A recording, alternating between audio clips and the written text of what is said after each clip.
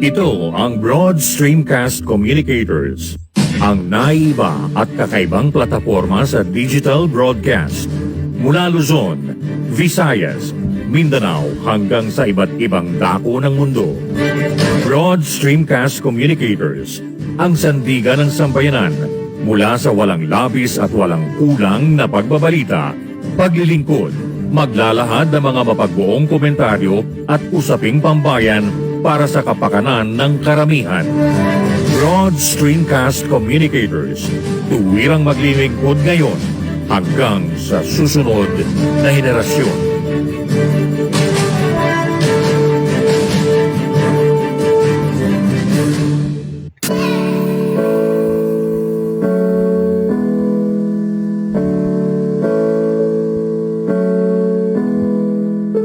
Buhay Online, Chikahan at kaalamang pangkabuhayan.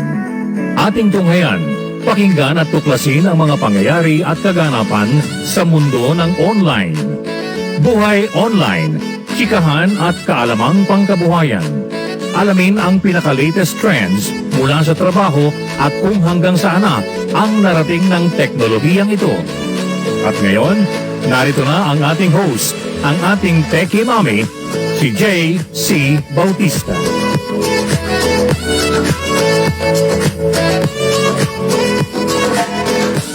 Hi! Hello! Happy Thursday everyone! Magandang umaga po at ang ingay. Sa background ko, may construction na pa rin ng bahay dito. So, itong may ginagawang bahay ko sa tabing bahay ko. That's why it's still always maingay. But anyway, good morning. Happy Thursday everyone. Can you believe it? Talagang the days are just breezing through so fast. It's Thursday once again. Tapos na naman. It's another week is almost ending. And the month is almost over. My God, we're already in almost May, and a few days shy of the election in the Philippines. May 9th, election day, is actually my birthday. Yes, my birthday is on May 9th, and I'm excitedly awaiting this next week because, of course, as I moved to Pampanga, I've been here for almost 2 years. For more than a year in Pampanga. I'm going to be celebrating my birthday in Manila to be with my siblings, my Manila family, my birth family, my siblings. And I'm excited about that because I hadn't spent time with them for more than a year because of the pandemic. But I will be with my family, my birth family, next week. I'm excited for that. And as I talk about the elections in the Philippines, which is falling on my birthday, May 9th, Monday, let's talk a little bit about the elections, right? Things that a voter needs to know when going to the precinct for election. Okay, preparing for May 9th, the day 67.4 million Filipino voters will be going to the polls to vote. Okay, whether you're a first-time voter or have voted in many elections, it's still a must to review the do's and don'ts in casting your votes. Can you wear a candidate's shirt when you go to the polls? Can you, out of genuine concern, give the poll watchers hand fans with a candidate's face or name? Can you distribute some candies, ball pens, bags, and other merchandise with a candidate's color or name? Right? Can you do these things? Kung boboto po ba kayo, pwede kayo doon mag-promote, mangampanya rin pagpunta nyo? Well, here's something to know, okay, regarding election and voting, okay? Regarding what to wear, regarding what the voters should wear, ito meron pang mga protocol to. Commission on Elections, or COMELEC Commissioner George Erwin M. Garcia, in an interview made last April 20, said that yung mga botante po should not wear clothes and accessories with the names and faces of candidates at the polling precincts. So maliwanag po yan ha, bawal pong magsuot ng any kind of identification or branding ng mga kandidato. Okay? Yun na po. Meron tatawag tayo dyan. Tawag doon? Yung protocol ng pagbibihis. But what to wear? Okay, what to wear ka nga. The voters should not wear clothes and accessories with the names and faces of candidates doon sa mga presinto ng bobotohan, right? Campaigning po kasing tawag doon, kaya bawal, okay? Iwasan po natin to. That's campaigning, obviously, and that is why it is prohibited. Let's avoid this, okay? Although there are no specific guidelines in the COMELEC resolutions regarding a voter's clothing or its color, the resolution prohibits publishing, displaying, or distributing campaign literature or materials designed to support or oppose the election of any candidate. Siguro naman po yung kulay, wala silang pakialam doon. Kung mag-pink kayong lahat, mag-red kayong lahat, mag-blue kayo, wala na dapat silang pakialam doon. Sobra naman. Siguro, yeah, tama yung you shouldn't be wearing something with a candidate's face on it or distributing fans and umbrellas na may mga pangalan ng mukha ng kandidato. That's a blatant campaign, okay? Pero yung kulay, whether yun ang suotin, wala na. Wala na dapat silang pakialam kung anong color susuotin niya, right? Mag-rainbow kayo, for all I care, right? Okay. So when campaigning stops, okay, the Commission on Elections or the COMELEC in its resolution number 10730 said it is unlawful for any person or for any political party or association of persons to engage in an election campaign or partisan political activity on the eve of election day. Okay? Sa election day, sa eve ng election day po, okay? Okay, ano po? The Commission, ulitin ko po, no? The Commission on Elections or COMELEC in its resolution number 10730 said it is unlawful for any person or for any political party or association of persons to engage in an election campaign or partisan political activity on the eve of election day. So, sa gabi po ng May 8, bago mag-May 9, of course, yung eve ng election, bawal ng mga panya. At sa araw ng botohan. Okay? Sa election day itself, bawal na to engage in any election campaign or partisan political activity. Bawal na po. Bawal na. Okay? May 8, tigil na. Lalo na sa araw na yon. Okay? O ngayon, ito po ang step-by-step guide, no? Tungkol sa pagboboto para sa mga gusto makalaman. Right? My gosh. Sa likod ko kanina maingay, ngayon nandito naman. Sa harap ang ingay. I hope hindi na naririnig. Okay? Naka-crisp naman po ako yung app na inaalis yung background. Pero I wonder if it's working. But anyway, here's a step-to-step guide, okay? After, okay, ito po. Makinig po tayo. This is a step-to-step guide on the voting process or protocols. After your arrival at the police station, at the polling precinct o yung kung saan boboto, individuals should immediately proceed to the Voters Assistance Desk or the VAD to present their identification card or complete name written on a piece of paper. Okay? So, proceed na kayo sa Voters Assistance Desk and present your ID card or complete name written on a piece of paper. Okay? Alright. Voters should bring their own pens, okay? Huwag kayong pupunta sa gera nang wala kayong bala o wala kayong weapon, okay? If the voter already knows his or her precinct number, he or she should proceed there. While waiting for others' turn to vote, the voter should go to the holding area located near the voter's designated polling place, okay?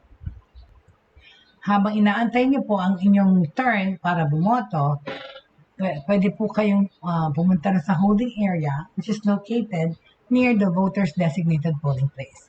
The voter can also opt to wait in line, observing a 1 meter distance from the others in the line.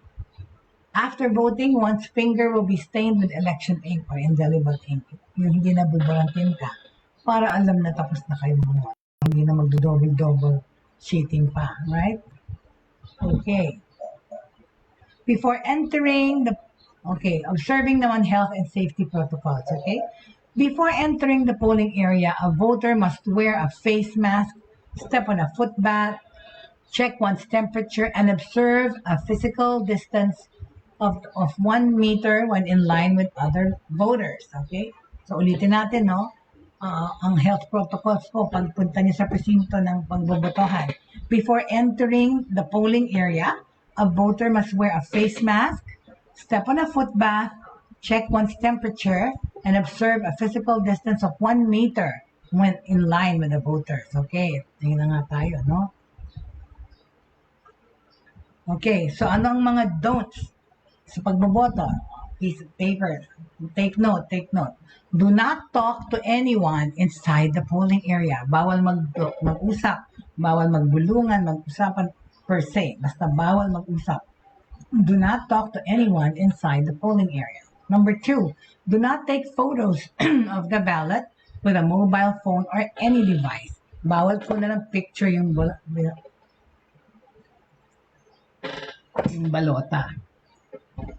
Bakit nga, no? Bakit bawal? Proof yun ang binoto mo para hindi mo. Dapat allowed yun para alam mo natin na hindi tatampo yung ating boto. Hindi dinadaya. Well, do not tear the ballot. Huwag daw pupunitin yung ballot. Bakit naman pupunitin yung ballot kung hindi ko magalit? Galit tsaka ayaw mong bumoto. Hello? Do not disrupt the operations of the vote counting machine. Okay? Do not put any distinguishing marks or erasures on the ballot. All right. Do not bring the ballot secrecy folder or make marking pens outside the polling area. Okay.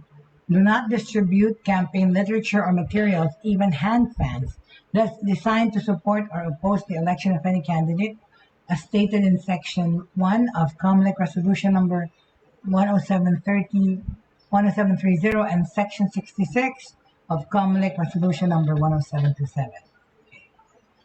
Violators who violate any of the provisions in the said resolutions will face corresponding administrative penalties and imposed after due notice. Itong sinabi na Section 99 of the resolution said. So, in other words, voters who violate any of the provisions in the said resolutions will face corresponding administrative penalties imposed that after due notice and hearing, Section 99 of the resolution. Okay? So there you have it, okay, regarding that matter, okay? All right. That ends about the voters and the things that they need to know when going to the precinct, okay? Nawala yung ano ko. Nilipasa pa lang natin yon yung do's, okay, and don'ts. Okay? All right. Now, let's go to another topic altogether. Let's do away with the elections first. Ay nako, my computer's been little laggy na naghingi na ng bottleneck. Pero please, still does well for me. Okay? Okay. Malita tungkol sa COVID-19. Well, as of yesterday, Omicron subvariant BA.2.12 was detected in Baguio. But it's not a variant of concern, is it? Well, let's find out. Okay?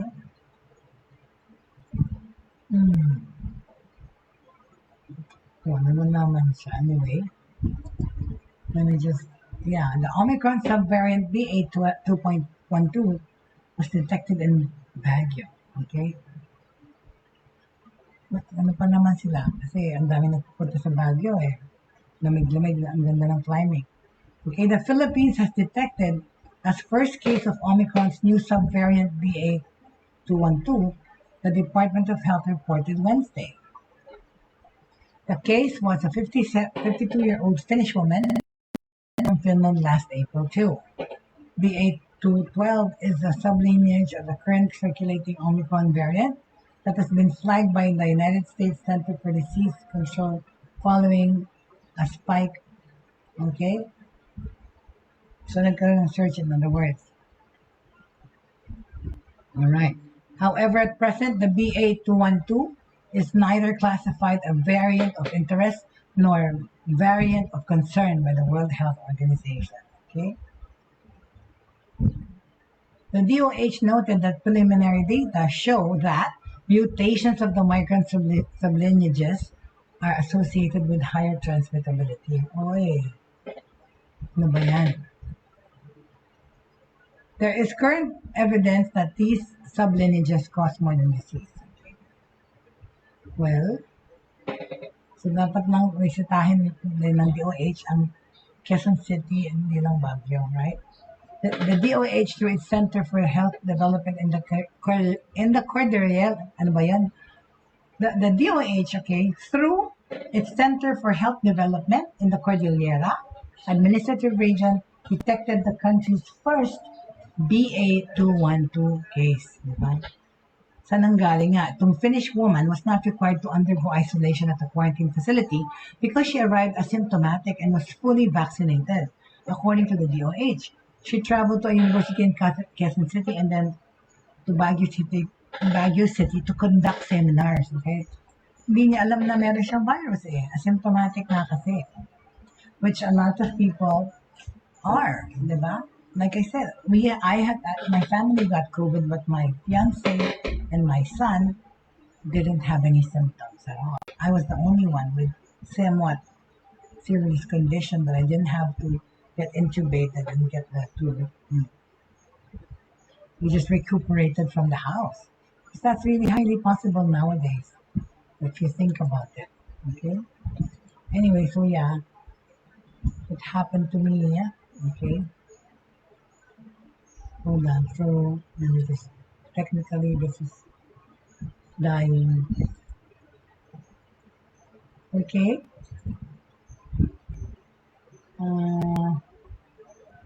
Getting back to our order of things today.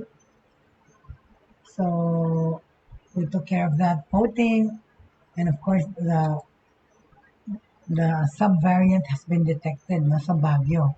Because this Finnish woman was not required to undergo isolation. Tsaka asymptomatic siya. 9 days after her arrival in the Philippines, the woman experienced mild symptoms such as headache and sore throat. Local health authorities performed contact tracing after she tested positive. 9 asymptomatic close contacts were identified. 2 were arrested and found to be negative for COVID-19. The woman returned to Finland on April 21 after finishing her 7-day isolation. The public can avoid all variants, whether new or currently circulating, by continuing to wear the best-fitting mask. Okay, isolate when sick, double up protection through vaccination and boosters, and ensure a good flow of milk. Okay. All right. The public can avoid all variants, sabi, diba? Meron namang pag-asa to avoid this. Whether new or currently circulating, by continuing to wear the best-fitting mask, isolate when sick, double up protection through vaccination and boosters, and ensure good airflow. Yan naman ang importante rin eh, okay? Octa research fellow earlier said, the entry of the new Omicron subvariants may bring 5,000 to 10,000 cases a day. Oh my God. Bumaba na nga tayo sa 120 plus sa whole country eh. Babalik pa tayo dyan sa higher numbers na yan. Na 5 figures, wag na, no? Dapat 1 figure na, 2 figure numbers kung pwede lang, right? The research firm, however, said the new Omicron subvariants are not projected to trigger a new outbreak. Okay? All right. So, on that note, okay, that article is ended regarding Omicron subvariant BA2.12. It was detected in Baguio, but it's not so dangerous, although people can still die from it. But I just want to say that because we're fully vaccinated, we recover it earlier than most. Okay? Very good. All right. What else do we have? What's the order of the day? I'm a little woozy.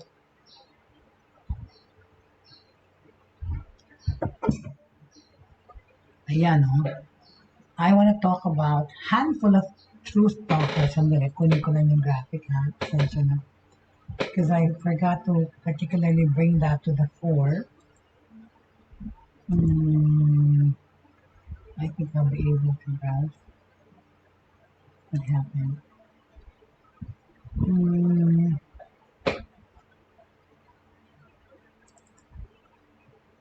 What happened? Where did I put this? Did I put it in slips? No. No. Where did I put it?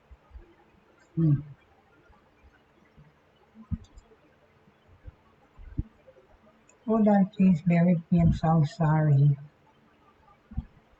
What is that? No.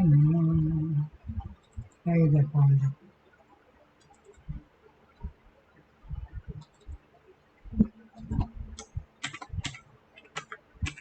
Hold on. Talk. There, I noticed here somewhere. Okay. Let's talk about this handful of truth talkers count on public pushback. Whatever does it mean? Where are you? What are you talking about? Let's find out. A handful of truth talkers count on public pushback. Okay.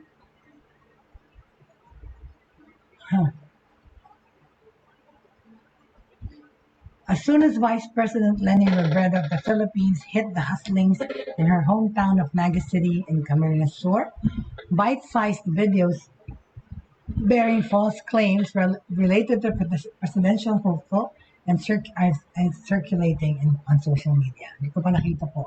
Maybe nakita ko na, akala ko na. A short video taken during her proclamation rally on February 8 viewed hundreds of thousands of times on Facebook and on TikTok, a popular entertainment platform among the youth, contained altered audio that made it sound like her audience was chanting BBM in support of their main rival, okay, which is Ferdinand Bongbong Marcos. In other misleading TikTok videos, Robredo was accused of cheating during the and Philippines presidential debate because she appeared to be checking notes while answering a question after the West Philippine Sea. In fact, there were notes she had taken during the debate and not just little notes. There are kinds of video content and yung kanyang mga kinuhang ko, di ko rin gumawa na sila ng sheet, and ginagawa ko yan before. So there are kinds of video content that Hannah Barantes, a corporate lawyer who does independent fast checking on TikTok, fears hard. Okay, ang fears po ng ganitong tao ay shortness of breath, diba? Short entertaining, and digestible presence. And yan po importante, okay? TikTok fears short, entertaining, and digestible propaganda based on falsehoods that are swiftly shared without leaving anything to ponder on. Okay? So yan po. We've only handled a legitimate fact checkers in the media industry. This information in the platform has become so widespread, talaga naman, ang dami ng fake news. Okay? With only a handful of legitimate fact checkers in the media industry, this information in the platform has become so widespread. Totoo lang. Pero dito, dyan, pwede ka naman, nakakatawa nga eh. Yung mga dapat na that we experience these things, now we have to follow and talk about how social media is affecting our lives in this pandemic and how we use it for good. Let's show them that TikTok is not nonsense or it's going to be useful, right?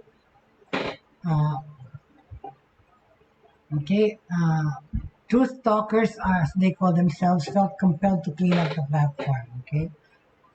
While we aren't yet the majority in the platform, it's satisfying to see real people pushing back against this disinformation here. She said, I'll teach to ripple effect, where former staunch supporters whom we engaged in became enlightened and shifted their options. Okay, it is a constant battle, of course, right? Truth stalkers are in a constant battle against misinformation and disinformation. Misinformation spreads wrong or misleading lessons and articles as facts, right? Okay. Misinformation spreads wrong or misleading information as facts. Ang dami kasi dyan fake news, di ba? Ang dami-daming ginagamit talaga yung background, magaling silang artist to just lay it out that it looks like you're talking in CNN or BBC or for that matter. Misinformation spreads wrong or misleading information as facts, regardless of whether there is intent to deceive. Okay.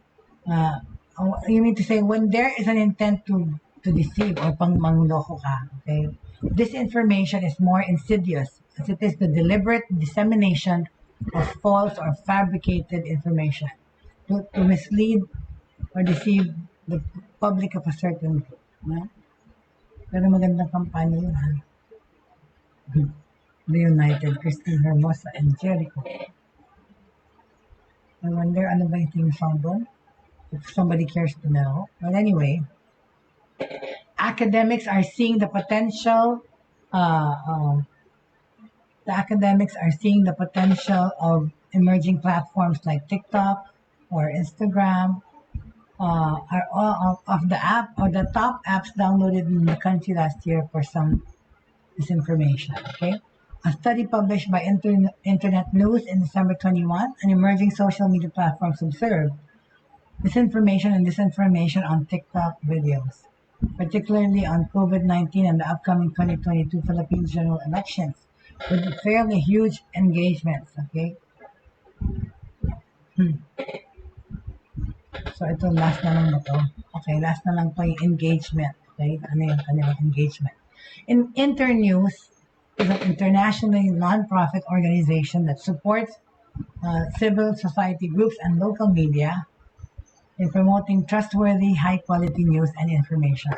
On a larger platform like Facebook or YouTube, influencers and online celebrities often dictate the narrative, including false claims and propaganda. But that's the thing, if it's your neighbor or your brother or your sister who's like doing it, you can only, just dice them a little bit. But when it's like other grown-ups, trying not to be mindful of situations like throwing with cigarette. But in TikTok, okay, let's compare now.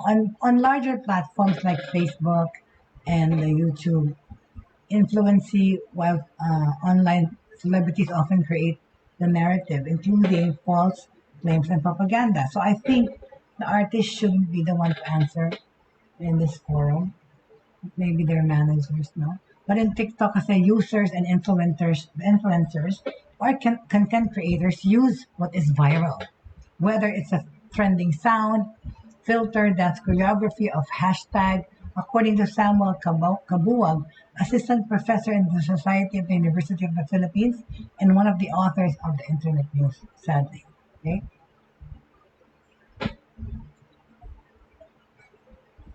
This is how they manage to be more visible in the app and thus get more views, engagements. Okay.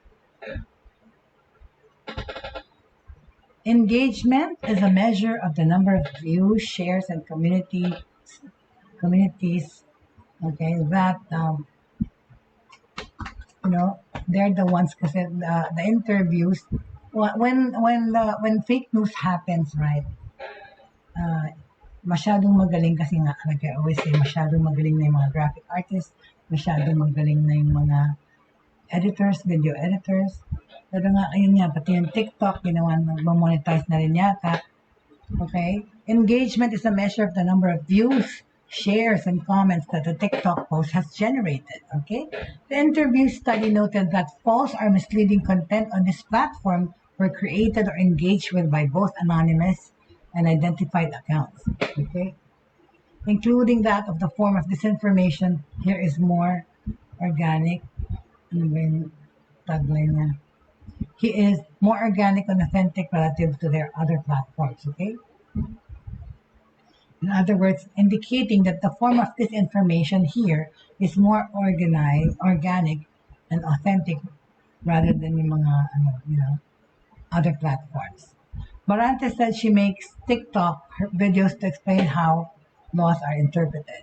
Some of the content she had seen in similar videos were just pure propaganda, with pseudo-intellectuals and using red legal terms, okay, interpreted in a wrong way, okay? At this point, yes, I'd like to address a question here. Okay, she said that she doesn't see how TikTok can help motivate the youth. Well, in a way, it's a form of leisure and exercise and physical. It affects the physical makeup of the child as well. So when we do things like TikTok, it harbors creativity. You know, a lot of people have become very creative with their TikTok posts. But then again, it could be a bad place for children as well. And we know this, right? Okay. So some of the content she had seen in similar videos, ito po yung pinag-usapan si Barantes, were just propaganda. Yan na nga eh. With pseudo-intellectuals using legal terms interpreted a wrong way. See, and that's what happens. You try to, wing it yourself without really being professional about it. Okay? She encountered TikTokers who claimed that the only law which branded the Marcos enormous wealth is all ill-gotten by the Presidential Commission on Good Government, okay? To recover, sabi nga nila, yung claim ng mga tao tungkol dun sa fortune ng mga Marcoses or even the taxes that they have been evading. The person, Barantes from TikTok said she encountered TikTokers who claimed that the only law which branded the Marcoses' enormous wealth as ill-gotten was the late President Corazon Aquino. Executive Order Number 1, which created the Presidential Commission on Good Government to recover an estimated 10 billion of the family's ill-gotten wealth. Okay, so how sick was that? They argued that if EOI was not drafted by Aquino, then the Marcoses' wealth is not ill-gotten. How sick was that? Barantes said, we have Supreme Court cases that recognizes the Marcoses' ill-gotten wealth. Okay, on another note, sandali lang po Would you excuse me a bit?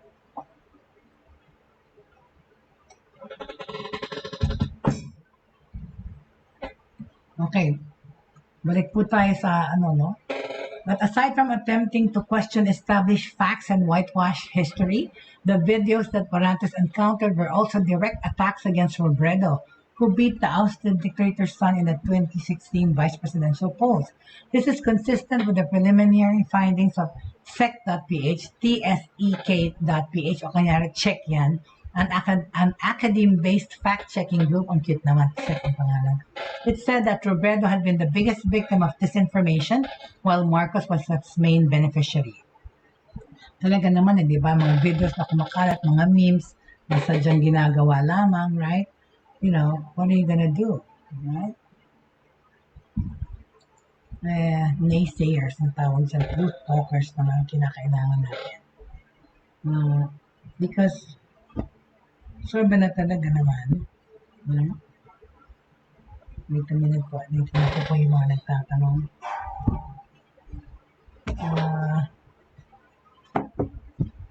Malapit na namang magtanghalian. But anyway, so, as I was saying, yun nga po, ating si Vice President Rivera, she's the victim of all these fake TikTok and memes na ginagawa regarding the election. As one of the self-organized truth talkers, Barantes engages troll armies head-on with counter-disinformation videos. Tama. Sinusuklian naman niya ng factual videos. She eventually volunteered to disprove false law-related claims against Robredo. Kasi nga po ang daming kumakalat na mga fake na videos, TikTok videos, pati mga memes. Kaya ang tawag naman sa gumagawa ng laban doon ay truth talkers, hindi TikTokers, right? Ang ganda naman ng kwento yan. Mainit ho kasi, kaya ganyan ang attire sa nakakamiset ang aking partner. But anyway, so going back to what I was saying, all right, one of the self-organized truth talkers, Marantes, engages troll armies head-on with counter disinformation videos. She eventually volunteered to disprove false law-related claims against Vice President Robredo. There are many video creators trying to push back against disinformation, sabi niya, no? But we're still powerless against groups who have the machinery to churn out more and more untruths. Talaga eh. Yung mas maraming pera, di ba? Mas madaming pwedeng manggulo ng ganyan. Talaga naman. It always boils down to to money. Really. A second ba meron ng papaginitignan. Alright. But, okay, we're still powerless against groups of the machinery to churn out more and more truths. Kasi nga, yun na nga po. Pera-pera lang palagi. Those who have a lot to spare, diba? She considers, sabi nila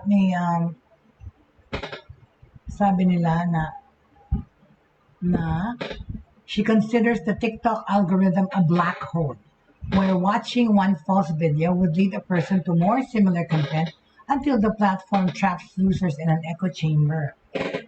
Iniwala kayo, right? Hold on a second. I'm trying to find. We are also aware and afraid that in fighting disinformation on TikTok, there's a tendency for us to be trapped in our own echo chambers. The task is to bring more people to the truth algorithm, sabi niya, di ba? Bring more people to the truth. Tama naman. Tuna ko nga, bakit ko hindi malagay sa Facebook ko ang aking broadcast? I'm not sure why. Okay. In December last year, the movement against disinformation, or MAD, a non-partisan network of individuals and groups, wrote open letters to TikTok, Google, and YouTube, urging them to be transparent, accountable, and proactive in countering false information. Eh, yan na nga, diba? Ni-mention dyan ng Facebook kasi ang Facebook ay iniimbestigahan na under fire na yan siya for the past months because of the whistleblower. And so with this TikTok, Google, YouTube, all social media platforms should be monitored, right? Should be proactive and accountable in countering false information, hindi lang Facebook, right? Hindi lang Facebook po, okay? MAD specifically, okay, ask TikTok to replicate measures it put in place for the 2020 elections in the United States when it removed false or manipulated videos or had tagged them as not eligible for recommendation. In response, TikTok Philippines Public Policy Head Christopher Rada vowed that it has committed to fight online disinformation. It said it was already implementing several MAD suggestions and promised to continue to do so hanggang sa dulo po ng 2022 election. Pero ang MAD convener, si Tony Lavinia, said that while the platform's policies were good, the problem with TikTok was in its consistency in implementing those policies and in the lack of promptness in responding to complaints and in immediately taking down false claims. Okay? And each day that a piece of fake news stays on TikTok, you can imagine how it's played again and again, sabi niya. There is a need for the platform to do more content moderation and to act more decisively in rooting out disinformation. Any more questions? Please feel free to field your questions here on my Messenger account or my Facebook account, JC Bautista, or you may email me at techiemommy@gmail.com. For any concerns or any resource people that you want us to feature on the show and help us with all information. Of course, I also welcome your feedback and your thoughts. So, pag sinasamahan niyo po kami sa programa, maganda pong naririnig or na sasagot namin yung mga katanungan, right? So,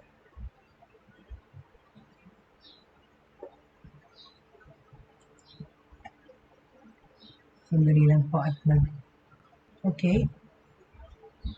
So, balik tayo po dun sa truth talkers na tungkol sa mga misinformation and disinformation, especially lalo na about our Vice President, Lenny Robredo. Each day that a piece of fake news stays on TikTok, you can imagine how it's played again and again. There is a need for the platform to do more content moderation and to act more decisively in rooting out this information. Sabi yan ni ano, what is his name again? I forget na. What is his name? Marantes, okay? That's what he said, okay? So, in summation, in responding to reports of misleading content, Batterman said that Bateman said that TikTok will intervene to restrict the spread of misleading posts using prompts when a user attempts to share a video. Yun dapat ganun talaga. Pag may nag-attempt, ano nila ma-filter yun? I don't know and I don't wanna know. Basta alam nilang gawin na hindi na aabot doon yung post, masisequester, masisensor na nila. Sana ganun. I'm sure meron ganyan AI. Okay? So in responding to reports of misleading content, Bateman said that TikTok would intervene to restrict the spread of misleading posts using prompts when a user attempts to share a video with a warning reminding them that the content has been flagged as unverified. Okay? All right. Okay. So tapos na yan ng TikTok battlefield. Lies spreading unchecked. Okay? At ang biggest disinformation victim ay si Miss Lenny. Okay? Tama.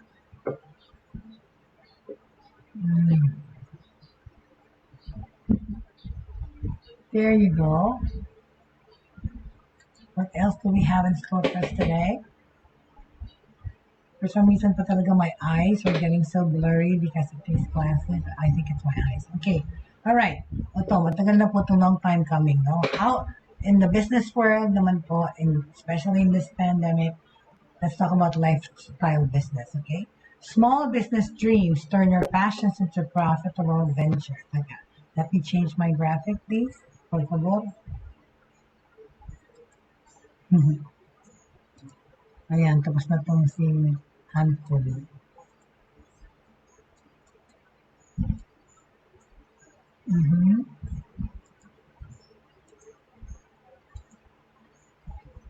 Okay, small businesses, big dreams. Turn your passions into profitable ventures through e-commerce. Yan naman po talaga. But from the very beginning, sinasabi na natin talaga, hindi nagiging ano to. Parang common na lang to work from home, common na lang to work online, purchase online, but, okay, let's talk about this. Previously, Filipinos might have been hesitant to start their dream businesses because of the high costs and to get the business registered, set up a physical store, and advertise products. As some would even say, yung plano, naging drawing na. Alright? What does that mean? Now, talks to the rise of e-commerce platforms like Lazada, these plans are no longer just a drawing. From new to seasoned entrepreneurs, countless Filipinos have now access to the right resources to help them transform the business into profitable online ventures. Okay. So, yun, ano pang mga, okay? Marking the 10th birthday this year, Lazada has continuously gained the trust of sellers through consistent innovations that empower local businesses and SMMEs in the Philippines to scale their operations and ultimately help to boost the country's digital economy. Okay? With the offer of sale and convenient payment options, a wide assortment and exciting shoppertainment features like live streams and games in the app, it's no wonder Lazada has become such an integral part of Filipinos' everyday lives. Totoo naman, in one way or another, nakabili na tayo ng something from Lazada. So if you've been looking to kickstart your entrepreneurial dreams, Here are some reasons why you should start doing business like Lazada, a reseller. Okay, let's go through it. It's an e-commerce platform trusted by many. Okay, e e e-commerce platform trusted by who? By many. Okay, it's an e-commerce platform that people trust. While like Lazada, kunyari, is a top online shopping destination with over 150 million monthly active users across Southeast Asia. So, di ba? How legit is that? Well, marami nga, pero marami rin matagal mag-antay. It's an e-commerce platform trusted by many. Okay? Next one, registration is free. Right? Okay, worry no more about high startup costs because when you become a seller on Lazada, with commitment fees, you can register as a self-starter and get the tech and logical support that you need. It's actually free saving, your resources for other things will be needed. Okay? All right.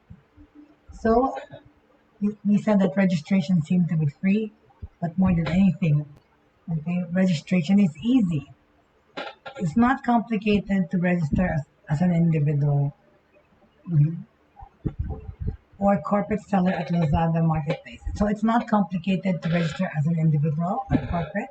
Lazada's registration processes are simple and easy follow with tons of seller perks for your business. Okay? Hold on a second, please. Thank you. So, ayun, di naman po komplikado mag-register. Ayan pa po ng step ng pagninegosyo sa e-commerce. Okay? Yung Lazada po kasi, ang kanilang processes are simple na lang kasi it's been ongoing for years. And easy to follow with tons of seller perks for your business. Okay? Salamat. Ano pa yan? Ang seller support to guide your start towards putting up a selling company. Okay? Everyone should use a helping hand when starting a business. And Lazada is very happy, okay, for that support. Okay? Lazada offers new sellers a 90-day, Lazada offers new sellers a 90-day jumpstart program to guide you on the process of getting started and selling on the platform. You can also get to learn useful tips for growing your business and access.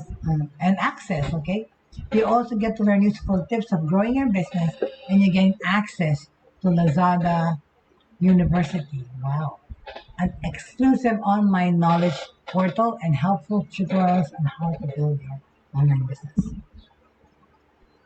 Okay, ano pa? Number 5, ang Lazada po has a wide consumer base who loves shopping. As a leading e-commerce platform person, Lazada also focuses on innovations, but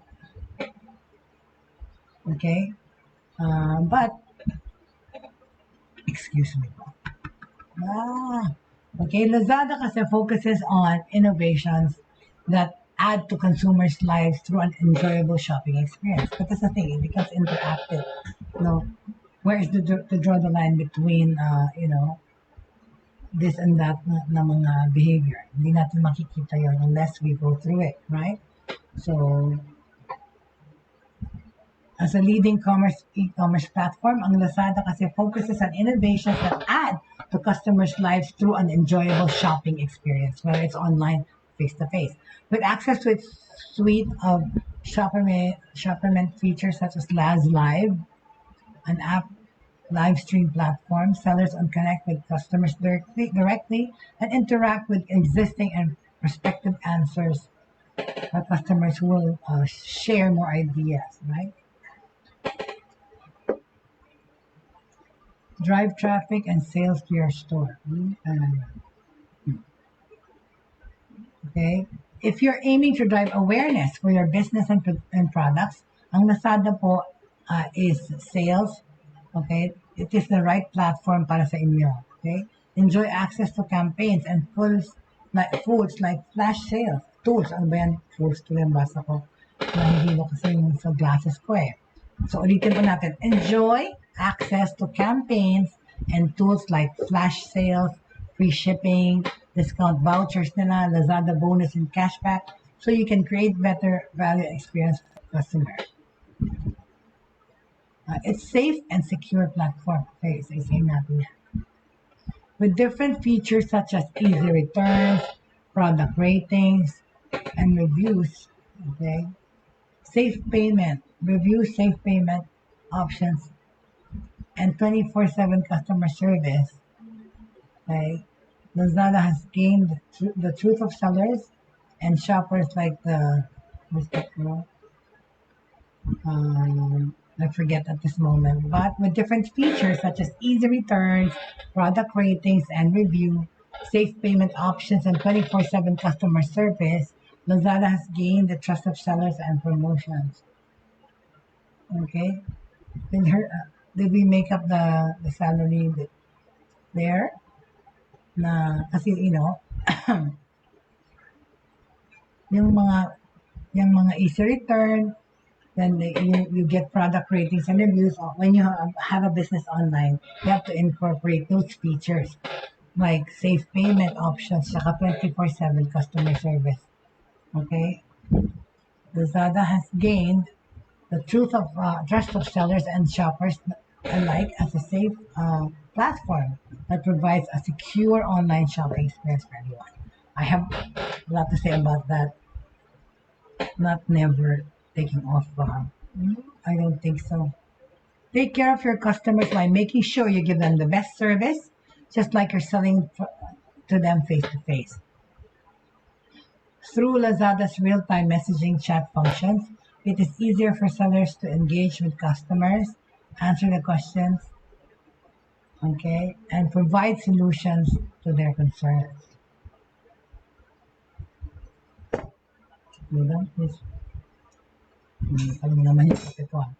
So, brands can scale online through Lazmo or Lazmo.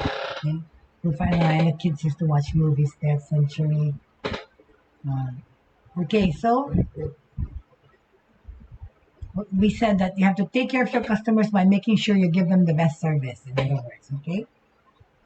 So now we're scrolling down.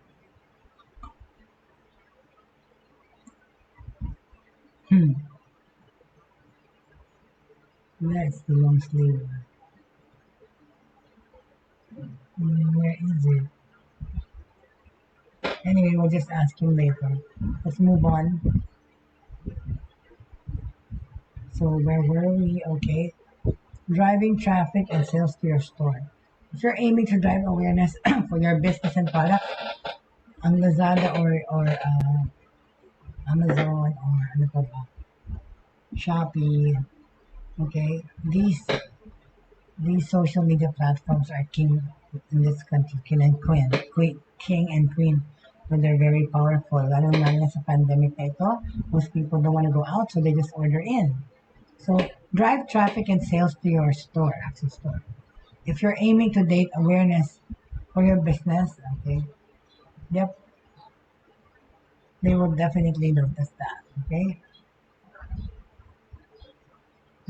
Wala, nag-freeze na yung screen ko. Tapos on information, what do we say? Brands can scale online through Lazmo. Brands and their official distributor brands can also scale online through Lazmo. Ano yun yung Lazada Mall, which is truly trusted by customers 100%. As a Lazmo seller, your business will have exclusive access to brand campaigns and enjoy boosted product visibility and search. Plus, you'll also have access to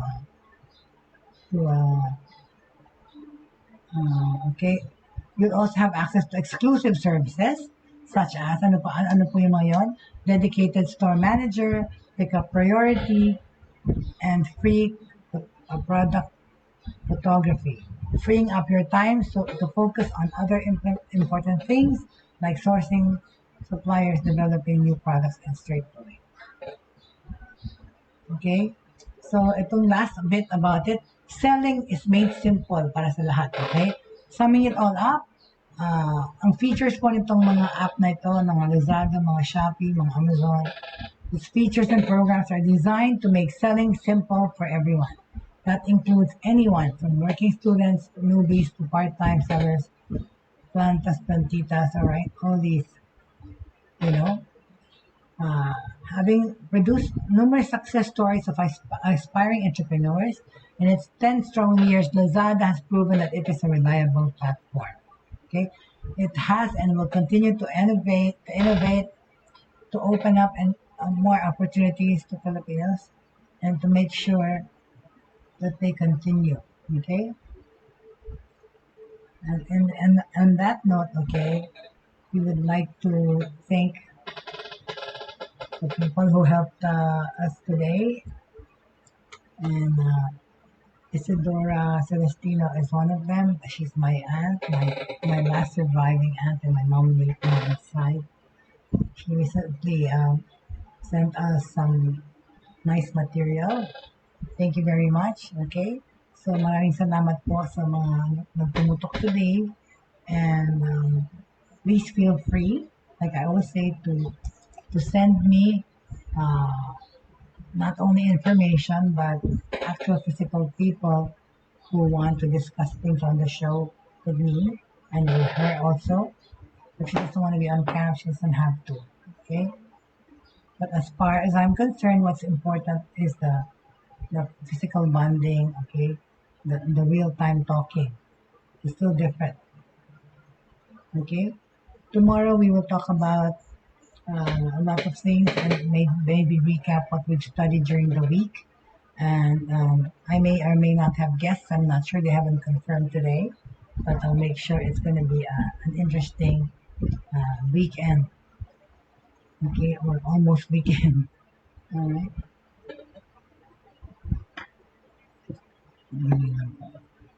Nakakauhaw.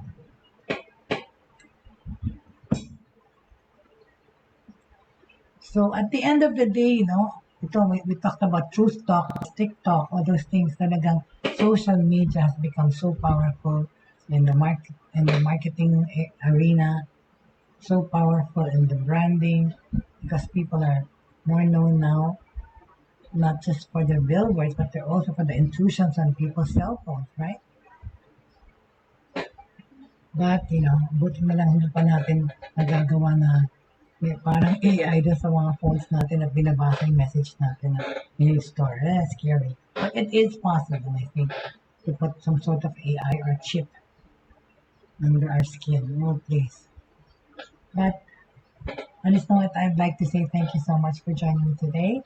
This has been Jay Bautista for Buhay Online on this nice and sunny Thursday. Sana po, palagi niyo patuloy niyo pagtaguyod or to watch all the shows here at Broad Stream Cast Communications, which is from 7:30, I think, to 12 midnight sa labas, of course, tinapan yan. But anyway, thank you so much for joining me. Maraming salamat.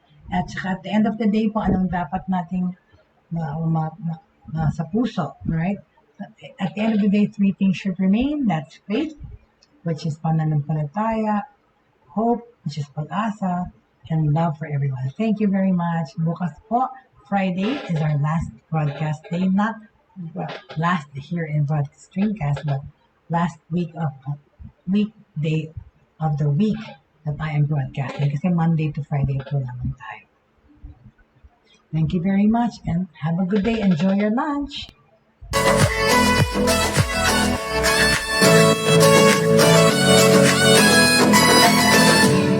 Inyong natunghayan at napakinggan ang mga makabagong pamamaraan sa mundo ng online sa pamamagitan pa rin ng Broad Stream Cast Communicators. Hanggang sa muli, maraming salamat po.